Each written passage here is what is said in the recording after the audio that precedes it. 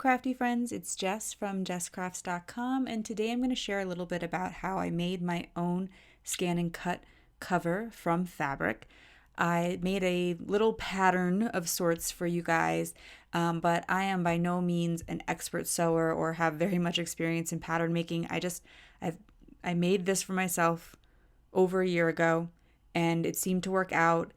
The idea is to protect the machine from too much sunlight and dust. It's kind of like a dust cover, but I by no means make any sort of like guarantees that this will protect your machine or do anything. It's just something that I've always found useful to have cover. Like I have a cover on my sewing machine, and that's actually how I kind of figured out how I might do this. Is after I sewed a sewing machine cover, I thought, well, I could probably make a similar pattern to cover my ScanNCut because I couldn't really find a pattern out there.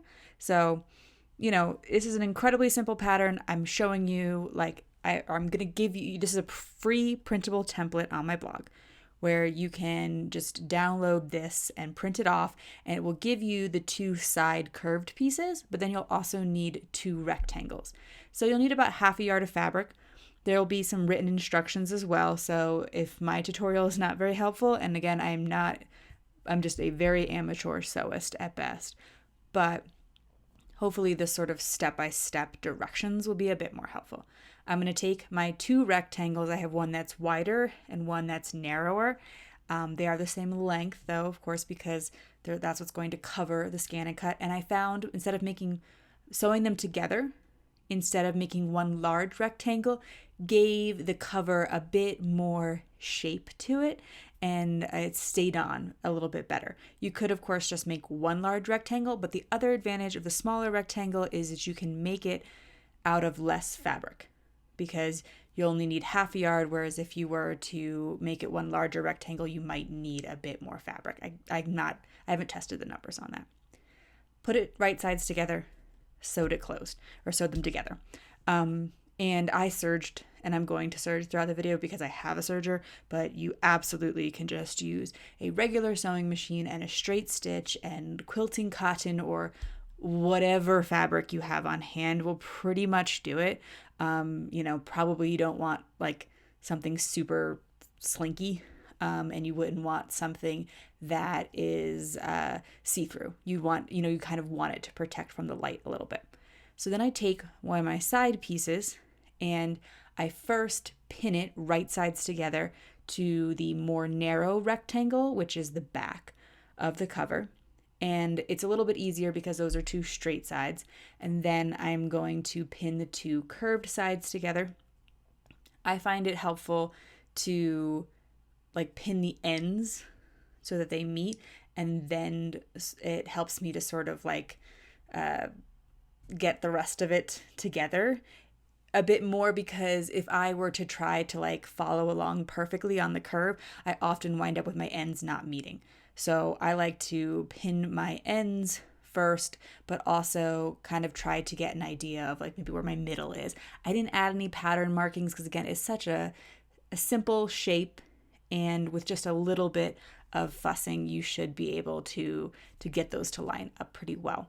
I know that not everyone who owns a ScanNCut is going to be a sewer. This is a relatively simple pattern though, so I would suggest just giving it a try if you have any experience with sewing, or maybe asking a friend who sews if they might be able to help you out. But do offer them something, because this is some work, and maybe you can trade, and you can make them a bunch of birthday cards to use, or bring them a meal or something.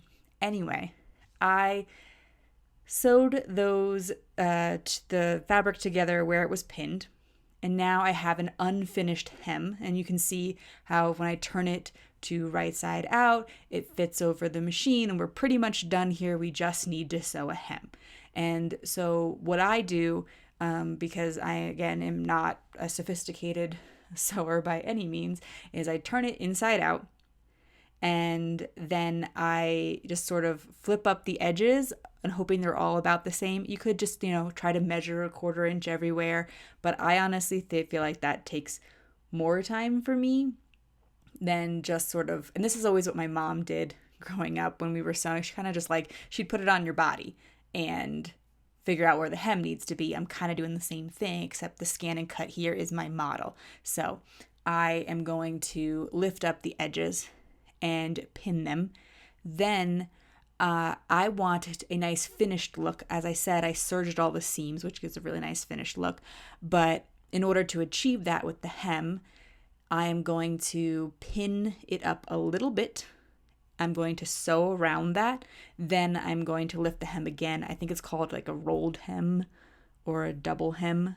So basically just hemming it twice so that way it looks really finished in the end. And you'll see that here. So this is the unfinished hem. This is just hemmed one time. That's enough. You can absolutely be done. But I'm going to fold it up one more time so that there is no raw edges on the inside. And there is enough seam allowance in the pattern. You don't need to cut extra for seam allowance. And there is enough to, hem it up twice if you want. But if you don't want to do that, you can just make the hem a little bigger. And however it is comfortable for it to sit on your machine, however you like it. So there I show you. I'll roll it up again and it gives a really nice finished edge. And that's basically it. If you're interested in making your own, as I mentioned, there will be a PDF pattern with written instructions. And again, hopefully those are clear. If you have any questions, please leave them in the comments and I will try to answer them. Thank you so much for watching. If you like this video, please give it a thumbs up. If you're interested in some crafting or card making tutorials, please subscribe to my channel.